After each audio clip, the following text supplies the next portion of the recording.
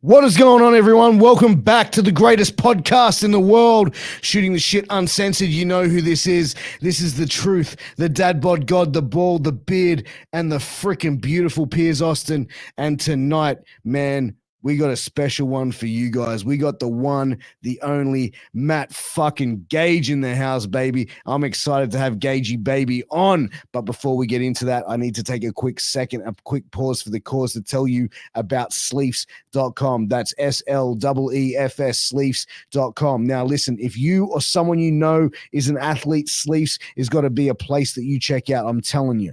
They've got all your athletic gear and wear covered. They've got armbands, compression pants, compression shorts, headbands, boots, mouth guards, and they've even got those dirty boxes that the dad bod god is rocking 7 days a week, baby. Seriously, these boxes stay dry. They stay fresh. They've got funky designs on the front that keeps Mrs. Austin laughing on what's on the front of the boxes and not what's inside them. So you go and check them out at sleeps.com. Use that promo code MWAPOD to get a 10% discount on your final purchase. Also, wherever you're watching us, make sure you hit that like, share, subscribe, all that good shit, because you know here on the Piers Austin channel, we bring you the greatest podcast in the world, and that is a fact. It is proven. So get to clicking and get to tapping in. Same with all those podcast platforms. Click there, give us a 5-star review, all that good shit. But without further ado, let's get into my conversation with Gagey, baby!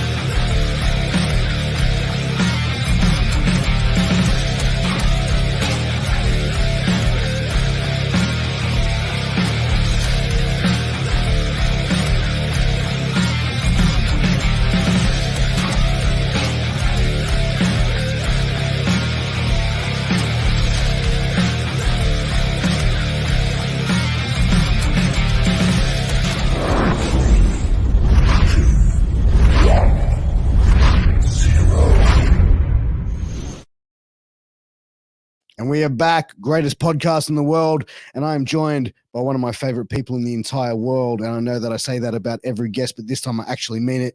I'm here with the one, the only, the magnificent one, Matt Gage. Welcome back to the show. Thank you. Oh, baby, what a lovely introduction. Great to have you back, bro. I'm good, man. How you been, bro? Yeah, not too bad, doing the usual, training. You know how it is. You're looking good, man. So are you, man. Dad bod god. I don't think it's a dad bod anymore. You're looking good. Really? I don't know, man. I still think I've got that little dad bod god vibe going off, man. But dude, you've also come back from injury, man. You were off for a little bit with a knee. We're just sort of talking and comparing injuries because we both had something similar over our time. But man, how was that time off for you? Like, was it able to give your body a little bit of a rest from everything else that you'd been sort of doing consistently for quite a while? I think the rest of my body got a bit of a rest, but obviously like the legs still had to do like rehab and everything. But I think like the time off was harder than anything. I would say it was a rough time. I think like mentally, and then also the rehab. Like the dry needling, it's lovely, but once they get right in there, once they find the sweet spot, it's not fun at all. How long was the rehab for? Like, how long were you going through that? So I was consistently at the physio for about 6-7 months. I think it was every 2 weeks I would go to the physio. I got the brace that locks my leg in place off after about 2 months. Yeah. And then we moved to a different brace that I only had to wear temporarily for about another 2 months. And then the rest was just kind of strengthening it up, like squats and whatnot, not relying on the better knee. Yeah, for sure. How did you actually do the injury? How did it happen? Was it training or in a match? Yeah, so it was at training. So it was very stupid of me. I didn't wear knee pads. And then I got to the training facility and they were like, "Oh, you don't have knee pads. You want to borrow mine?" Like one of the rookies said that. And I was like, "Nah, man, I'll be fine. I'll be all good." And Yeah, then someone got me up for a suplex. And it's like something I've done like a million times before. Like I was sure. supposed to float over and just land on my feet behind them. But something happened. Either I went too quick or I didn't land properly. And I just slipped and landed on just the right knee. And it just pushed the right knee out of its socket and onto the other side of my leg. So, yeah. Jeez, bro, that's Yeah. fucking excruciating shit, man. Like, what was it like? When you sort of went through it, and it happened. Like, what was the sudden thought? Like, did you feel like it was like a significant injury? Like, what was the actual damage? Like, was Um, there anything noticeable straight off the bat, just visually? well, the first thing like I thought happened when I felt it was just I just got a cramp or something and I just landed bad and it hurt. Mm. Obviously, it was like it's a terrible pain, but it's just okay, it's just a really bad cramp. I'll be fine. I'll get up in like 2 minutes. And then someone goes, "Oh shit, look at that!" And I look down, and yeah, my knee's out of place. And I go, "Oh fuck!" And I start like panicking. Yeah. Weirdly, it's like the pain isn't as bad as I thought it would be, I guess. But I also think that's just the adrenaline talking Mm. a bit. But yeah, like the ride to the hospital and the hospital was the worst part because like the longer it was out of its socket, the worse the kind of pain would get, Yeah, and I would get 100%. like these shock waves through my body, and my body would tense up for a couple seconds and then relax, and the period between those like tense ups would get shorter and shorter the longer I waited, and it Yeah. was weird because we got to the hospital and my mate drove me there because I thought that'd be quicker, and they opened the door like the nurse, sorry, and she asked me if I can walk, and I go, I can't, like my knee's out, and she goes, oh, okay, I don't know what we're gonna do then. I was like, so just stay here, We're and at a yeah, hospital. You don't have yeah, a wheelchair or like a yeah, gurney or something? yeah, she goes, okay, I'll get you a wheelchair. I was like, okay, cool, and she puts me in the wheelchair, and my leg's still kind of leaning on the car seat as I'm getting out, and Oh, yeah, and I can't bend my leg at all. So I can't really like move oh, to get in the wheelchair because I didn't mm, want to damage it even more. And mm. so we had to like do a thing where she got crutches and she put one of the crutches under my leg on the wheelchair, and we had to prop my foot up on the other end of the crutch so my leg would stay perfectly in that position. And the whole like ride from the car to the actual like room where I was waiting was just so much pain and agony. Like there's so many weird bumps and like little pebbles Mm. in the hospital that you don't really notice until you're like in pain in a wheelchair. But And every bump just causes yeah, excruciating fucking agony. yeah, exactly. And the crutch kept slipping out from under me, so I was like, had to keep like moving around to Oh, slip it up. Yeah, and then I got to the waiting room, and there was like had to be like 100 people in there, and I'm like, okay, this is going to be the worst time of my life. And they give me like a couple painkillers, and I'm waiting there, and I'm like, this is going to be hours and hours. And they take me in, like after taking a few other people in. And like the first thing they tell me is like, if you waited a couple more minutes, we would have had to amputate your leg. And I was like, why'd you like make me wait so long in the first place? Like, what yes. the hell? Yeah. Yes, I'm there like, okay, whatever. And but I think the kind of realization of hearing that was kind of numbed down because then I took like a bunch of that uh gas they give you. Oh Gas yeah, is that probably stuff not the is right word. magical. Yeah, Yeah, man. the green pen, Yeah. Yeah. And I the was morphine. high as a Yeah. kite. Yeah. And while Mm, I'm in the wheelchair, like just on cloud nine, they pop the knee back in and they're like, okay, now we're going to put you on the wheelchair, like put you on the hospital bed and recheck it out to see everything's okay. And as they yeah. put me on the wheelchair, the knee pops out again, Oh just like shit. just like nothing. Yeah. And like I had barely felt it because I'm so high, but I look down and my knee's on the other side again. And I go, oh, fuck. Oh All right. And they're like, oh, we'll just fix that up for you. And then they just pop it back in there. I'm like, yeah. okay. cool. And then they give me crutches and I just leave. And they pretty much assure me that like I've torn a bunch of stuff. Surgery is going to be almost guaranteed. And then I That go to is the physio. Yeah. I go to the fucking crazy. physio. Yeah. And he says the exact same thing. But as he's massaging my knee to see what happened, my knee pops out again for like a third time that week. And I'm like, Really? oh, okay, this is terrible. Yeah. Were you And thinking then like there's obviously got to be like something yeah, worse than what it actually is, right? That's yeah, yeah. At that time, I'm like, okay, I'm never gonna wrestle again. Like I'm like this recovery time is going to be at least 2 years, maybe even more, because I've got to get the surgery as well. But then they take me in to get scans on my knee, and they were just like, yep, no surgery needed, just recovery time, which shortened it a lot. And my physio, like he saw everything, all the X-rays and everything, and he was like, yeah, okay, we can get you back to wrestling. Like it'll be all good in a matter of months. So yeah, like very lucky to have it turned out the way it did, because it could have been so much worse, and so, it so probably should have been worse. how much time before you actually could go back into training and Well, it was I think it was 7 to 8 months, but even then, it was just forward rolls yeah. and whatnot, and like it was really hard to leave my feet because I had no strength in my legs at all, so I Fuck. couldn't do a lot of things.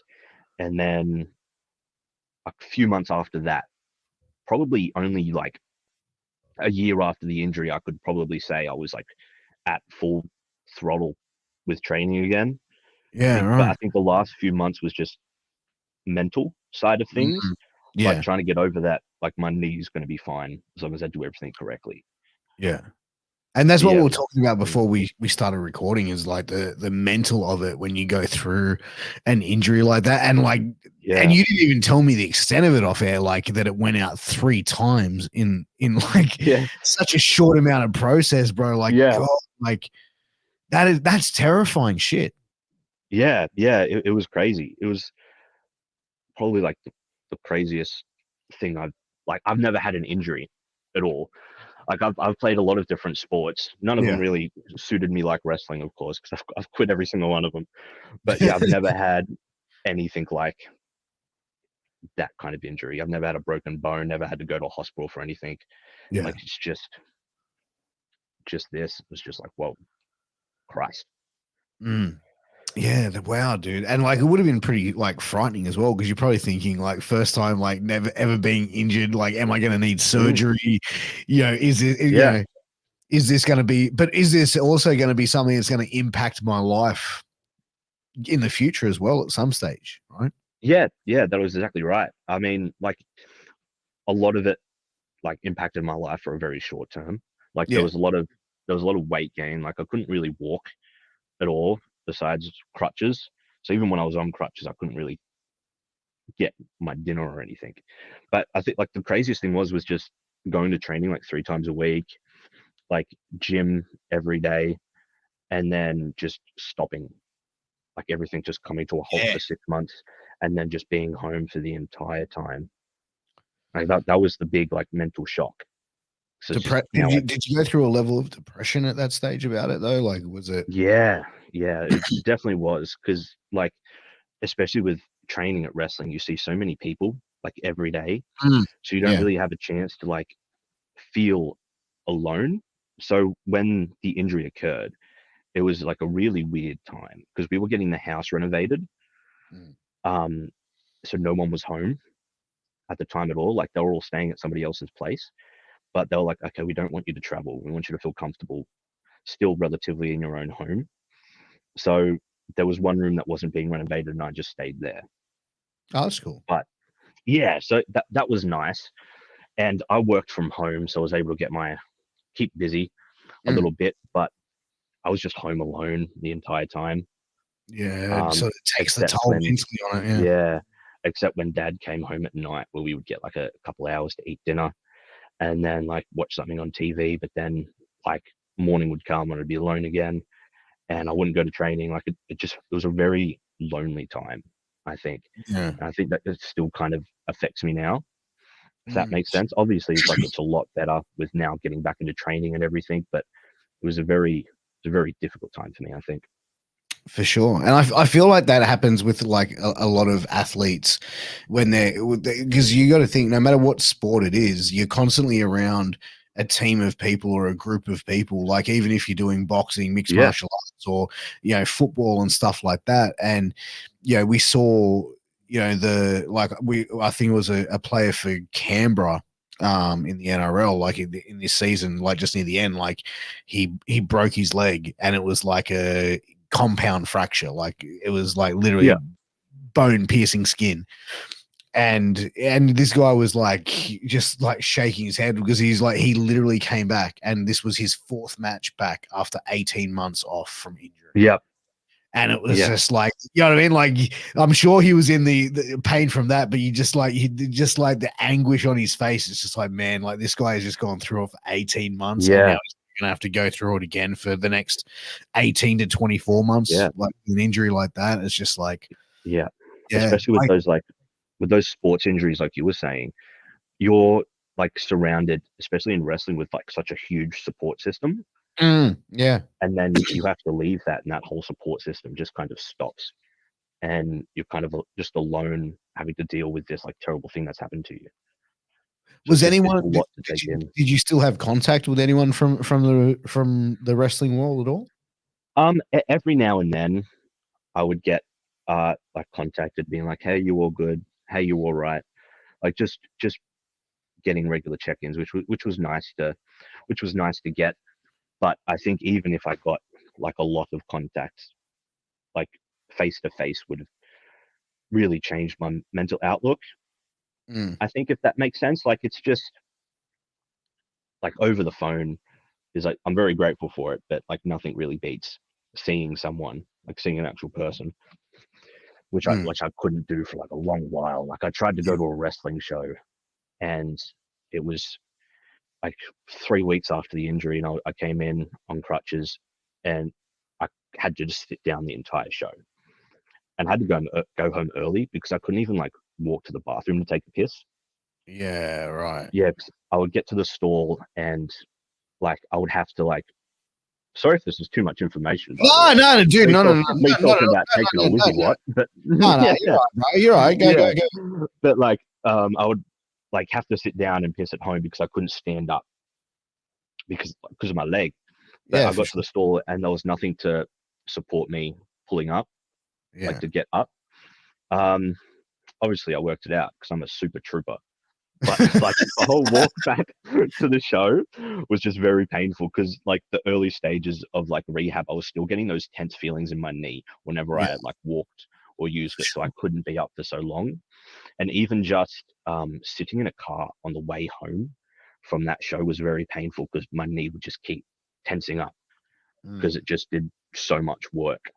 Yeah, So there for real. wasn't a period of time where I couldn't have just been just walking up, going outside, just doing things to help my mental health. Like it Yeah. was just always sitting down, laying down. Like there was nothing I could do at all Oh, without hurting myself. jeez, dude. That's so. And you know what? I feel like this is the sort of like the parts of like being like when you hear people getting injured, whether it like, and I think for fans hearing like when wrestlers get injured or their favorite athlete, whatever that we've been talking about, is it's like they don't really hear the sort of like the anguish and the sort of like Mm. the solace that it really brings as well in a lot of stuff. Like, was there ever any point where you will like question coming back to wrestling during that time? Oh, yeah, for sure. For sure. I think like because I was really down in my feelings, it was like, oh, if I even came back and made this like huge epic comeback, would anyone even care? Does anyone even want me back? Is it really worth all this pain and anguish? Like all that stuff really kind of was in my head for like a whole year. Even when I was back in the ring, I was like, is this even worth it? Do people want me here? Like, should I be here? Is it? But then, like, I would get home and be like, okay, like I would lay down in bed, and every time I would sit down and lay down, it would just bring me back to like having to do that for like the whole 6, 7, 8 months and realizing how kind of depressed I was during that time. So I was like, okay, I'm gonna have to stick through it and see how it works out. Yeah, man. No, for sure. Mm. And how was it like, getting back into it and getting back around, people again? Like, was it, because like, I mean, you seem like a pretty social kind of dude. Like, you know what I mean? Like, you're a very happy go lucky guy. I'm And a little like, bit of a social but, butterfly, but you flutter, know what? flutter. You know what I mean? 100%, mate, 100%. But like, that's the thing. Like, you're one of those people that, like, whenever I hear your name get mentioned, there's never a bad like word. There's never someone going, "Oh yeah, that bloke," or anything like that. It's always like, fucking Gagey, man. That guy is a fucking legend. Like, you know what I mean? Like, every person that like I come in contact with, like in the business, who's been in contact with you, just, man, like, you know what I mean? You have that positive energy that you really put out to a lot of people. Yeah, yeah, that's really nice to hear. Actually, it's I try not. I kind of just try to put out the energy that I want to receive back. I think, and I think that whole injury thing was like a lot of put things in a lot of perspective. I think after a while coming back, I really had a few close people that I could kind of lean on a Yeah. bit. I mean, that whole support system at training is really good, but there was like a few people like you probably know them, Albion Troska, Ref Yeah. Hannah, and then Gat started training at Newey as well. And then there's all these other people like Jesse Flynn, Parker Thomas, like all those guys that Mm. really kind of helped me It's a great bunch of people. Yeah. push through. Yeah, yeah. And then Bob the Viking and Hoff as well. Like they've both got terrible knees, so it was all right to come up and like talk to them about how shit our knees are. So that was a nice little event that I could have, that I still kind of have as well. Yeah, yeah, yeah. But like, you came back, and one of the things I wanted to talk to you about, and because I feel like I've probably upset a lot of people there at this promotion, is the promotion you're the champion of, Suplex. And one of the things that I want to know and wanted to ask is, like, you started at Suplex, you started training there, you now train at Newey Pro. Um, you know, what's the situation and the differences that you find between the two? And I like I said, I'm not trying to like set you up to shoot on whatever, but like, I mean, like, it's just, what are the differences that you find between the two promotions, and how do you find going back and wrestling for them while they know you're not exactly still training with them? Like, is there any awkwardness there at any point? Um, just before I answer that, just for full disclosure, um, I got kicked from Suplex, so I'm 80% sure I'm kicked from Suplex. So I'm no longer the champ. They Oh, took okay. it off me. Yeah, so that's a story for a later time in the podcast. But yeah, like the whole difference thing is just um like a lot more professionalism, Yeah. I think, and there's a lot more like heads I can talk to and get feedback off at Nui. Mm. Like I'm very very grateful for like the time I spent at Suplex. Like this whole like Matt Gage character, I don't think would have gotten to the point it was if like Spade didn't take a chance on me on one of those like first Suplex shows. So that I'll always be grateful for, because I had the opportunity to grow and kind of learn what kind of character I want to be. Mm. And like to Spade's credit, like it's just him doing Suplex. Like Nui has like a bunch of people that can help out, and they've been doing it for years. But there was a bit of that awkwardness towards the end of my run at Suplex. There was still that bit of awkwardness. Like I would still get kind of comments and jokes about Nui Pro, like just like remarks that weren't really called for. But I was like, yeah, whatever. Mm. I don't care. It's just petty kind of shit. Like it's nothing. But yeah, like the big thing was just the professionalism, and I Yeah. think I hit like a glass kind of ceiling at Suplex, or just kind of a roadblock. And I was like, I don't think I'm going to get any better here. Mm. And I don't want to like get a big ego by saying this, or like being all egotistical, but I think someone said to me, like, when you're one of the best in the locker room, you need to leave and go to a locker room where you're the worst. Does that make sense? Yeah, Yeah. well, it's a saying that my dad always said to me, which is like, you never want to be the smartest person in the room. Yeah. I mean, you want to Yes. be in a room where like there's a bunch of people smarter than you, because that's where you're going to learn and that's where you're going to develop and that's where you're going Yeah. to grow as a person. So I Yeah. get it. So yeah, that's the exact mindset from me moving from Suplex to Nui, is that I just wanted to be the worst there so I can just keep learning and keep growing and just work my way up.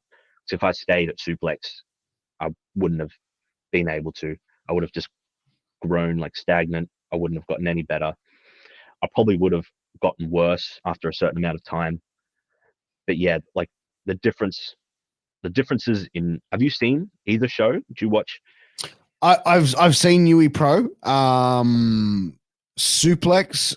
I've seen things and I've seen bits and pieces, and it's not a product that I would go out and pursue watching. You Yeah, know what I mean? Like you're that's someone I've fair. known No, for that's okay. you're someone I've known for a couple of years, and I Am I, definitely would support am I you not by a draw to you, Piers? Do you not no. watch these shows for me? No, I What? would watch. What are you trying to say? I would watch that stuff for you, but like Hmm? even in the same sense of that, I'd know that because of the things that have been said on my podcast by other Yeah. people, that if I was going to rock up to a suplex show, it would most likely cause. I wouldn't want it to be taking away from what actually should be attention be paid onto, and that would be the performers on the show. And that's why, as well, like I probably wouldn't go to one of their shows, even if I did have friends on them, because I wouldn't want to take away from anything and cause a problem for people on that Yeah. show. So, Yeah. you know what I mean? Yeah. Yeah. Of course, I totally get what you mean. But yeah, no, it's kind of like one of those things where like Suplex is what it is. Like I'm grateful for it, Sure. and it's giving an opportunity to guys that wouldn't normally get an opportunity. So that's really great. Yeah. But I just needed to step up and leave Yeah. or go Oh, I to mean, another place to get better personally. but I think there's also levels. You need to, like, if you Yeah. feel like you need to level up and you feel like this is something that's, you want to eventually get signed and all these other things, Nui Pro is a company which has obviously a lot of eyes on it from Yeah. that perspective as well. So it's like you have to put yourself in the best situation possible. Yeah. Yeah. Exactly. Yeah. And that's why I'm at Nui pretty much. Yeah. So why did they strip the title from you? Um, so my tag partner, he went to Kingdom, or he's going to Kingdom. Yeah. And you know, the whole Nui Civil War thing that's going on. Yeah. Me and Tyler Yeah. Gunn have Yeah. Adam Graham's been Yeah, involved. Yeah. Yeah. So he went over, and that enticed the booker of Suplex to message me and be like, okay, you going over? And me half jokingly, but also very much serious, I go, depends on what they pay me, brother. And then I found out what they Oh, pay me. brother. Yeah, I found out what they were going to pay me. And I was like, oh, okay, that sounds good. I'll go over because, you know, Suplex doesn't have me on any exclusivity contracts. They're not paying me like a bunch of money where I would say no to another booking. Like it's close to 100%. me. It makes sense. Yeah, I'd make money from Yeah. the booking. I'd make more from that booking than Suplex. So I think I was just like, yeah, I tried to make it clear. I don't know if I did that I would still work Suplex if I was wanted there, but there's that whole policy with, you know, if you work Kingdom, you can't work Suplex. So that just Well, kind of led I to me mean, getting picked. it's kind of ridiculous. Like if you've got someone who's marketable in the area, and you know what I mean, like you would, like if your character and you as an act can sell 30, 40 tickets to a show. I don't give a fuck who you work for while you're not working for me. Like that's kind Yeah. of like the silliness that I find like with certain things of promoters is like, oh, Oh, like I think telling the their screen froze workers. there. Can you? Oh, sorry.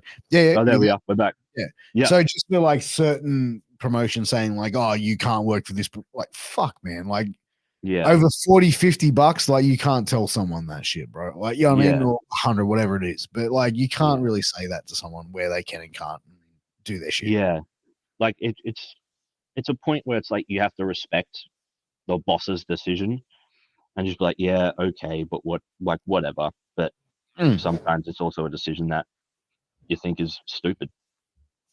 Yeah. Hey, And look, yeah, some people need to run their businesses. They won't need to run them, and sometimes people make decisions when running businesses that aren't liked by other people, and that's mm, part of the, yeah, being a businessman and or business person and being involved in business. So, yeah, it yeah. definitely I comes think like on the that. whole thing is that like it's not being looked at as a business kind of decision. I think Mm. the way it's looked at is like it's all personal, like the whole kind of rule of not wanting people to go over there. It's just like it's just a petty kind of personal thing, I think. But either way, it was probably time for me to have a break from that company. Yeah, right. So, did they say to you, "Hey, you've got to return the belt and all this other thing"? It's like deal's done. Well, they they tricked me a bit, and me being a bit of a dumb fuck, I fell for it. Obviously, I got messaged and I was like, "Can you drop the belt at the shed?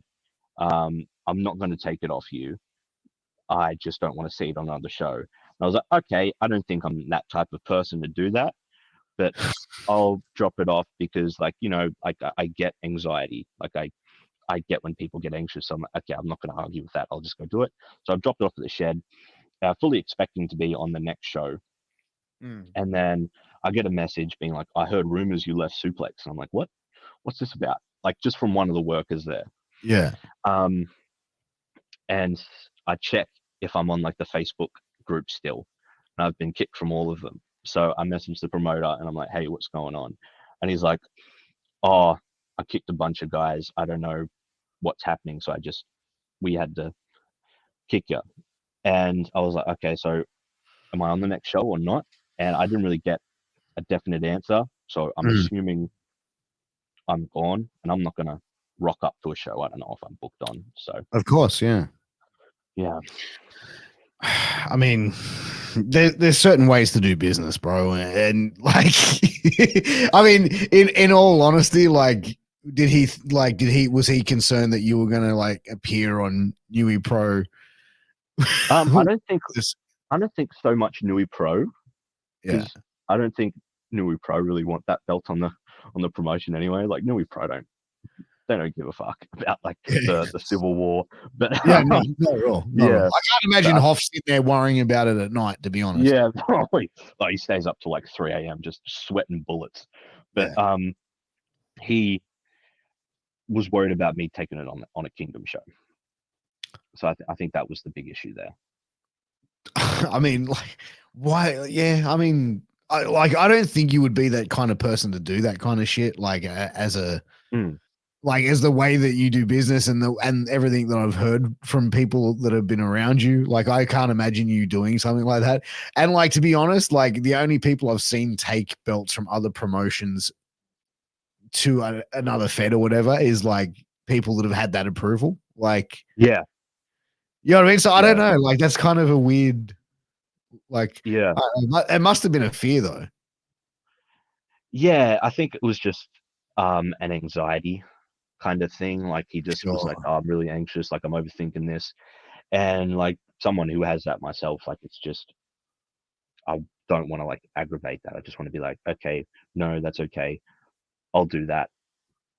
Kind of expected it to just be like, "Okay, we're taking the belt off you now that we have the belt." There was still that kind of like hope in my mind that okay, no, like I'll trust him with this, and then yeah, shouldn't have, but there we go. I mean, do you wish that you still had it? Like, do you wish that you still had possession of this belt? um, Honestly, I don't care. Like I Yeah, care, like not a lot. I think my main focus at the moment is Nui, so that's where sure. all my what's the phrase? The poker? Energy. All your No, the like chips. the poker. All your All my chips. chips are in there. Yeah, Yeah, there we yeah, go. yeah, yeah, Boom. yeah, 100%. Yeah. Oh, there you go. Got it in there. Boom. Yeah. No, fair enough, man. But it's interesting that's the way that sort of planned out, man. I can't actually believe that. That's wild shit. Yeah, yeah. I was going to tell you before the podcast, but I was like, I'll wait to see if he asks for it. Might make for better streaming. No, I'll definitely, get like definitely. 100 messages after this podcast now, so that'll be nice. You're one from them, do you think? I'd say so. Yeah.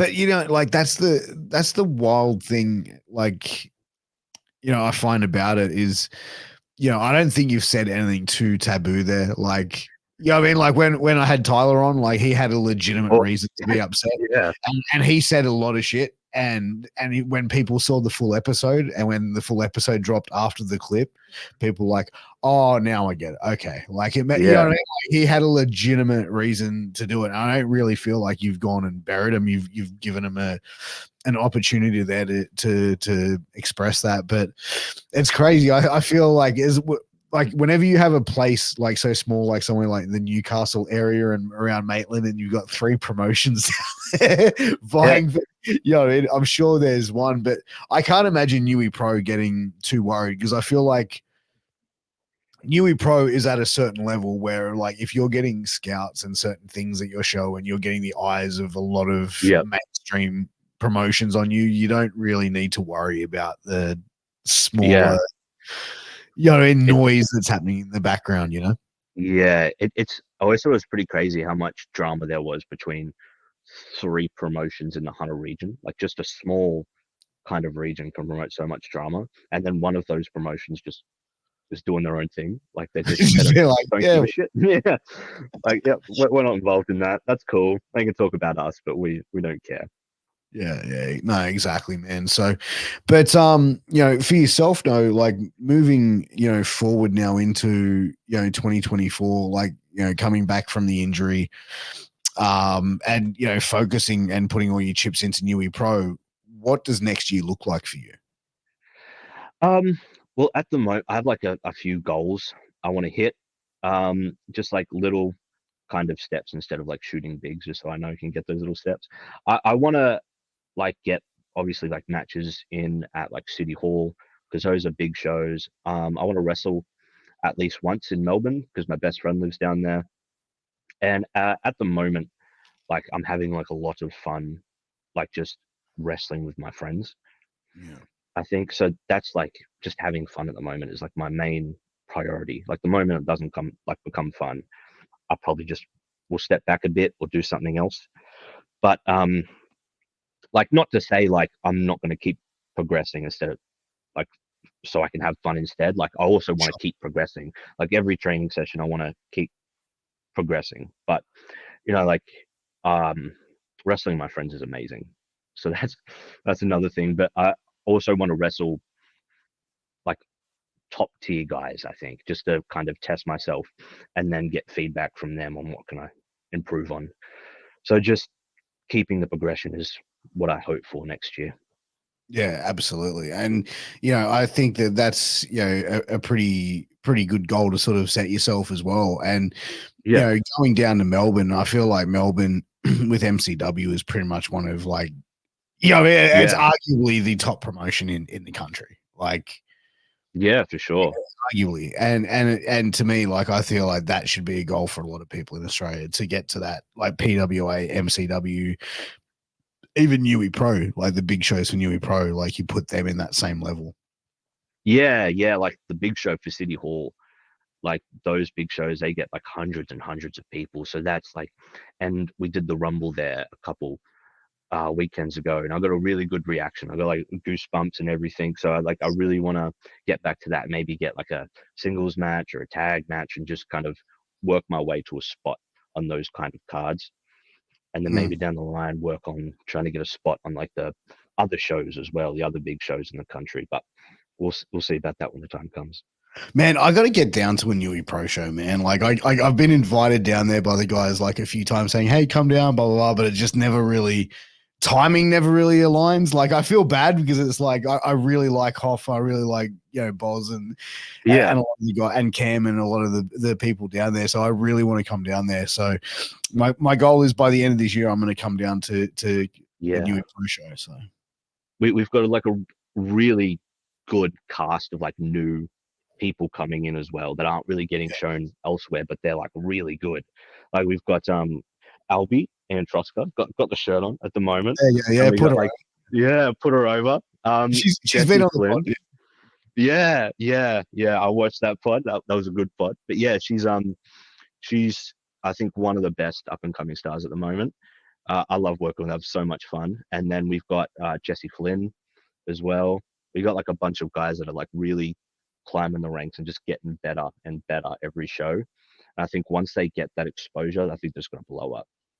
Yeah, absolutely. And I feel like that's where like some of the progression that you see from Newey Pro, like of performers just keep on leveling up, and then it's like, Yeah, I mean, like you definitely see. I feel like Newey Pro has been such a breeding ground of some top talent that have come out yeah, like of there. You know what I mean? So it's definitely one of those places where yeah, you consistently see younger talent, newer coming up and through those ranks.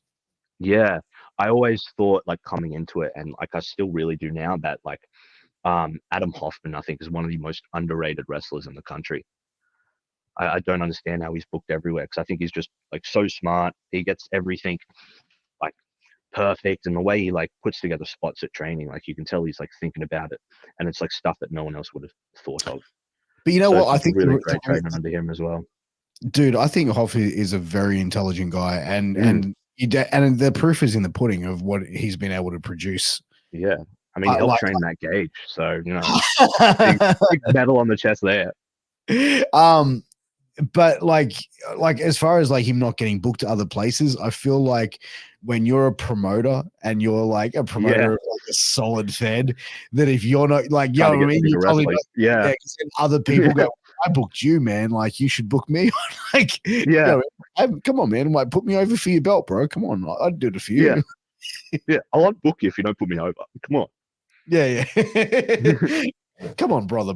Let's get this done. on. Yeah, Uh, no, yeah, that's exactly right. I get that. Also, he's got shit knees, so the more he wrestles, the worse his knees are going to get. oh, Obviously, 100%. joking. He's a perfect manly specimen. He's a very good dude, man. But you know what's you know what we saw with because Carter Deems recently retired as well.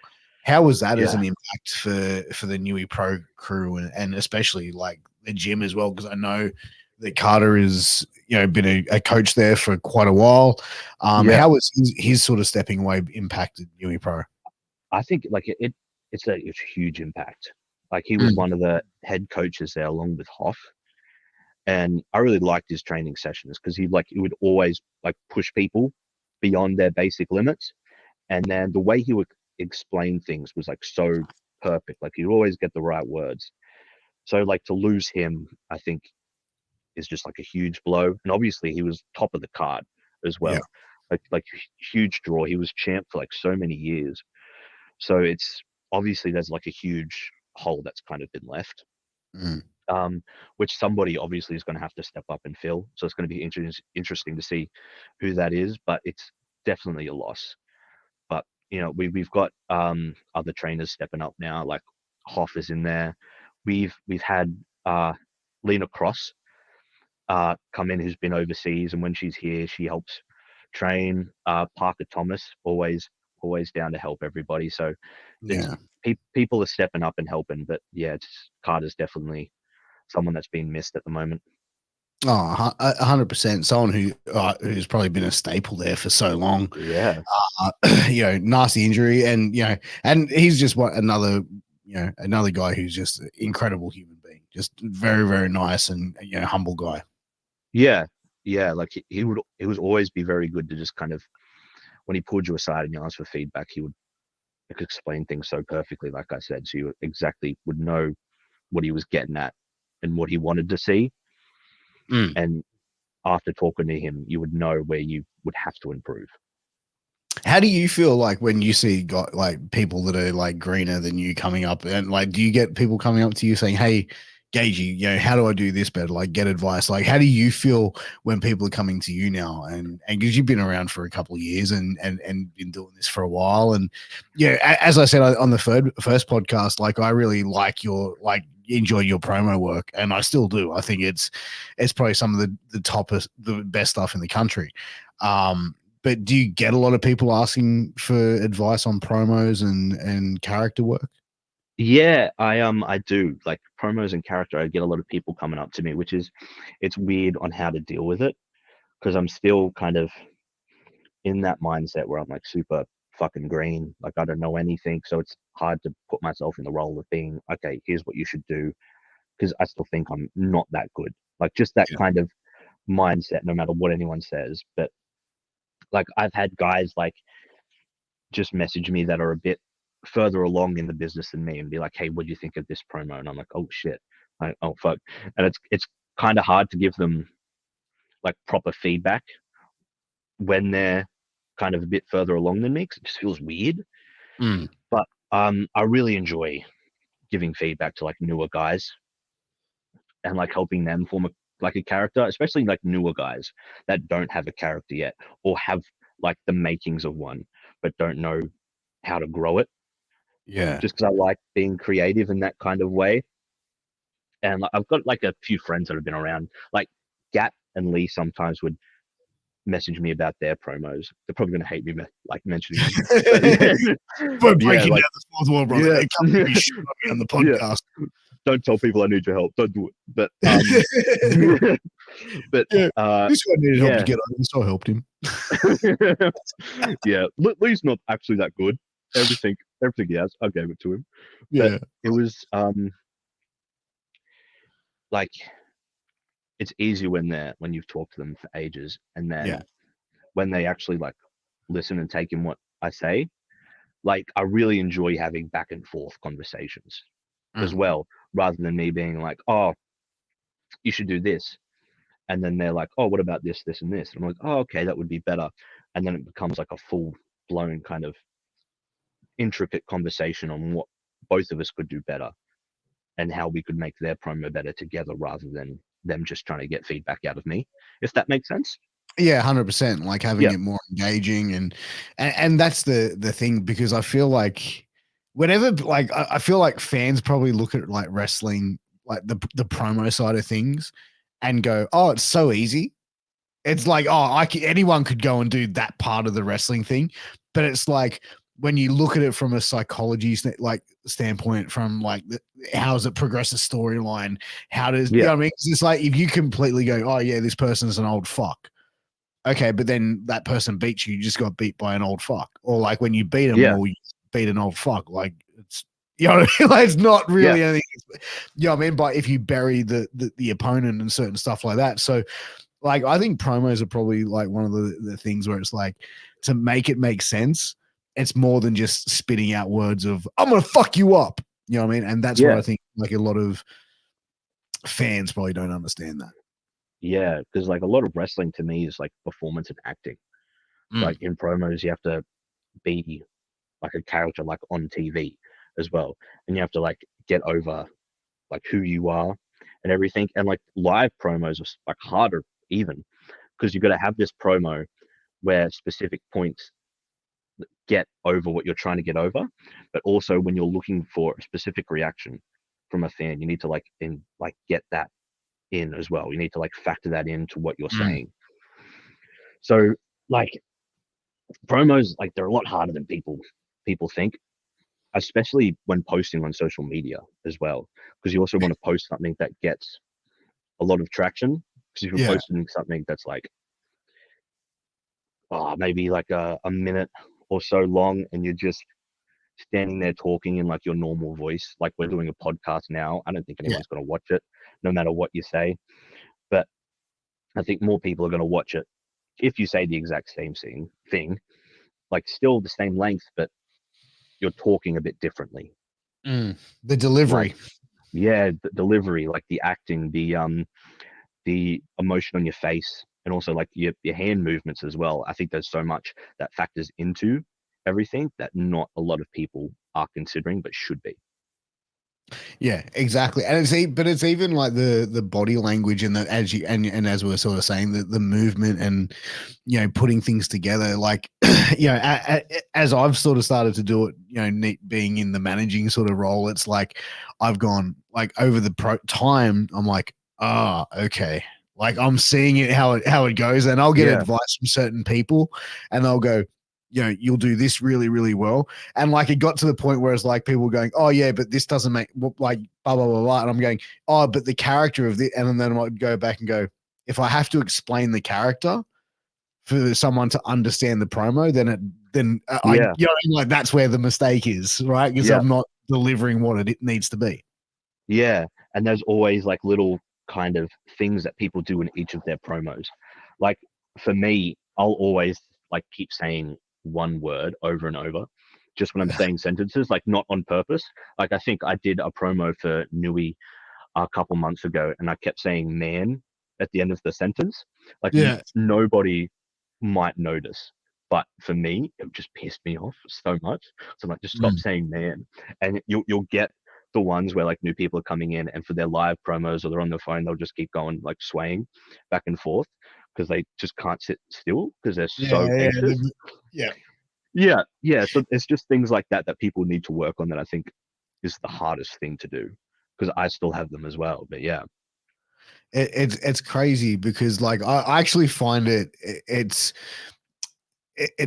like it can be so much fun, but it's also it's like you have to like just be able to let go and just be like fuck it. You know what I mean? Like yeah, got to be like just fuck it. Like just I'm gonna put it all out there because like for the longest time, like when I was starting to do it, I was holding back because I was like, oh, I don't want to do something too embarrassing where people laugh. But I'm like, nah, yeah, like fuck it. Like you know, what I mean? If they laugh, yeah, if I get anything from it, cool, let's do it. Like you know what I mean? Let's see how goofy I could be or how fucking yeah, whatever we can make it. And yeah, let's yeah. you know, don't worry about that shit.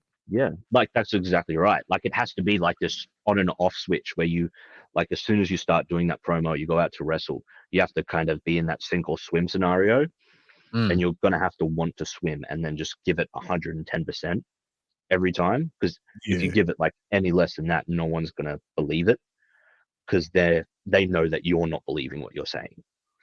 Like you have Yeah. to like not just say it, but like feel it in the bowels of your guts. You know what I mean? Just have to spew out all these words that don't even have to make sense. Like the half the shit I say doesn't make sense at all. But it's because I say it like super weirdly that I think it gets hopefully over enough. Well, because Watch I me get think all like these when you do messages it, being like, "You're not over." but you Your know, shit. but you do like the little the voice and the little how you pronounce words and stuff like that, and it's almost like how you like not where you put a lisp on it, but you put a certain thing to how you deliver when you're speaking and the words are delivering. Where it's like I can't actually articulate it, but it's like how you're talking now compared to how you talk when you're in character. You're doing something to you're manipulating your actual voice to make it sound even more, you know what I mean? Like Yeah, I get what you sensational than mean. what it is. Yeah. So Yeah, yeah. I think it comes down to like that on and off switch. Like if I don't do that voice, I don't think I'm Matt Gage. So nobody else is going to think I'm Matt Gage. mm, And I have to like, it's kind of, it sounds weird, but like I have like so much anxiety about wrestling. I'm trying to use all that anxiety in my character by just kind of like, okay, I just need to freak out right now and just spew everything onto the screen and just give it everything I got and like not worry about everything or just put all my worries on the screen mm, and be like this 100%. weird little dude. I think more people need to kind of like, some people don't have to do it because they're just naturally kind of gifted actors, but for Yeah. people like me, I think they just need to kind of find that on and off switch. Well, dude, have you ever seen the comedian Bo Burnham? Oh, I love Bo Burnham. I But like, love him. if you see a majority of his act, like that he does, like it's so self-deprecating. Like he's just Mm, like I think like you know the song that he does, and it's like the Kanye West rant. And he's yeah, like, you know the one I'm talking about? And he's like sings yeah, about the burrito and the Pringle cans. But he's just like, but even at the end, he's like, I can sit here and pretend on the goes, but I'm just a weird, come and see the weird I can't even talk. Come and see the skinny weird kid just like, give the crowd that he can't give himself. And it's like all these little things you can see like the artist suffering for the comedy. You know what I mean? yeah, Like he's a funny fucking human being, but he sort of lets these little snippets in to let you know like yeah this is like I'm yeah, a little fucked up here, this is why I fucking do what I do. yeah. Yeah, like it's another one of those things, like relating it back to wrestling, like people are so scared to do that because they don't want to be laughed at. Mm. But if like you're in on the joke instead of being the joke, like they're gonna laugh with you instead of at you. Like 100%. I look stupid all the time, but because I like fully commit to it, I don't feel ashamed or embarrassed. I feel like, oh, this is a funny joke. I'm in on this, and maybe I'm not. Maybe they're actually laughing at me. But like to me, it's like, okay, I'm fully committing to this. I have to like laugh with them instead of just being an idiot. Because many people are just like they want to look strong, they Mm. don't want to look stupid and like fall flat on their face. Like they want to do a scoop slam and just like do a big pose, but I want to like do a big pose and then like trip over my own feet. You know, Yeah. you know. Because I feel like, and I've said before, like everyone wants to be Stone Cold, but no one really wants to be like Al Snow. No You one's know what I stone mean? cold. Yeah, Like, and yeah, that's not a dig on Al Snow. I love Al, but you know what I mean? Like, if you look at it from a character standpoint, people wanted to be The Rock, not like, yeah, yeah, the Godfather. You know what I mean? Like that sort of where you can have characters that are entertaining, but they're not like necessarily the badass of the hour. You know what I mean? yeah. I think people try so hard to like shoot, like pigeonhole themselves into Yeah. one kind of spot. Where if they kind of explore all these other options and try to like get that seriousness in, try to be funny, like they'll get so many more spots on a show because they can cover all these bases instead of just being like, oh no, I don't do that. I'm like a serious wrestler. Like, okay, be serious when it's called for, but also when it's a joke, just let it be. Yeah, Yeah. 100%. And I think that that makes the most sense. And like, but I think as well to be able to sit there and go, this spot would be better if we make it funny, or like, yeah, I mean, Yeah. like when you start thinking that, like, not everything has to be so serious and intense. Like, it can let's add a bit of like a different element here. Yeah. Yeah. Like there's so much tension in wrestling because it's like two guys fighting each other. Mm. Where like if you do something funny, it breaks the tension so much that people laugh and then start to feel comfortable. But don't get me wrong, like sometimes that high tension is warranted, but like lower spots on the card, I think that tension is allowed to be broken a bit more often. 100%. But even in the same sense, like the term comedy wrestling, like I was talking a while back with Robbie Zuko about this, and he said to me like that someone said to him, "Oh yeah, but you're a comedy act." Or you, and he goes, "Oh, you do comedy promo or something." He goes, "No, I do entertaining shit." He goes, Yeah, "I don't." He goes, "I'm not comedy." And it's like, and you could see him go out and have a match at a promotion and be in a steel cage match, and like he can have this outlandish character, but he can go out there and put on an insane wrestling match where he can get the fans invested, going, "Holy shit!" And they're not looking at him like a comedy act when he's doing that.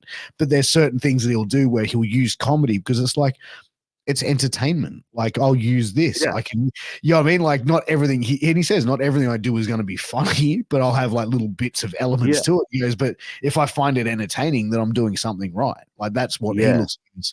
I mean, to be entertaining, not to be funny.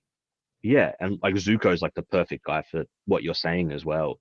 Yeah. Like Zuko and Lima Rowe, like they're guys that are like really funny, but they can also do all this other stuff as well.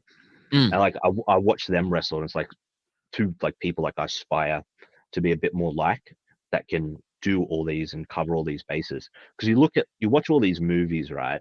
And most people's favorite movies, it has a bit of everything. Like it's not serious the whole way through. No. Like yeah, the main character is probably going to crack a joke or something, or there's Yeah. going to be like a little romance, a little bit of action, and then a joke, and then there's everything. Mm. Does that make sense? I know like Yeah. wrestling isn't a movie, but I feel like there's a lot of things we can take from a movie and its traditional three-act structure that we can But use but for the thing is, wrestling. but even in wrestling, like wrestling has so many different, like, and we put it down to and we always say this, the fucking like the ice cream flavors, right? Everyone Mm, like that wrestling has these different elements, and I've said this a million times, but I'll say it one more fucking time, so fuck it. Yeah, wrestling needs to be like a buffet. And whereas yeah, like there's a bit of comedy, there's a bit of this, there's a bit of that. Yeah, you know what I mean? So if you didn't come here for the two heavyweights, you might actually enjoy the spot fest indie guys that are going to be flipping all yeah, over the place, or you're going to enjoy this hardcore match or this technical, or you know what I mean? Like there's always something for someone. Yeah, that's exactly right. And I think the wrestlers like Zuko and Moreau that kind of they can do those matches where they have a bit of everything in there, like Yeah. everything from the buffet. Like they got a full plate, and they're carrying it back. They're about to trip over, but there's like a really good testament. But is that too much in a match to go through so many different emotions of comedy, sadness, anger, happiness? I think if there's enough time in the match and like the time calls Sure. for it, and I don't think I'd be able to do it at my current skill level, but I think like Zuko and Moreau could have like a little bit of comedy, like a little bit of like desperation, hope, and then Oh, of like a course, yeah. huge fire at the end where everything becomes serious and they get a big win and everyone has all this happiness, or like the heel loses and everyone's sad. Like I definitely think they could do something like that. Oh, of But course. obviously it's like what calls for it and when. Like they Yeah, might not have any comedy in one match, but sometimes they might have to. But yeah. yeah, I think it depends on the audience as well, like Yeah, of the course. audience you're performing in front of, and what you have there. So I mean, it comes down to a lot of different aspects of it. But I always enjoy the comedy aspects of it because and another thing I've always said is like good comedy wrestling is the greatest fucking form of wrestling in the world. Bad comedy wrestling. Oh, bro, Yeah. that's worse than fucking mud show deathmatch wrestling, bro. Yeah. That's fucking bad.